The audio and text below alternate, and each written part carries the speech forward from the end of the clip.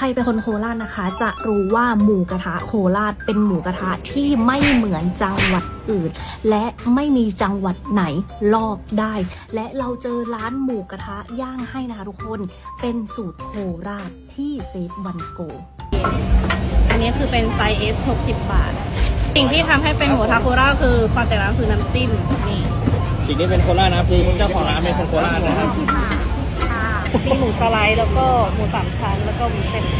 บางขาวน้ำรักปกโอ้กระต่าย2 บาทค่อยเผ็ดเลยที่นี่ขาย10 บาท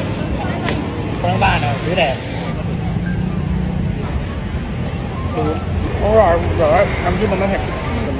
คือน้ำจิ้มมันก็คือเป็นน้ำจิ้มโคราชนั่นแหละคือมีงา มีพริกถ้ามันไม่จัดเฉยๆเนี่ยอันเนี้ย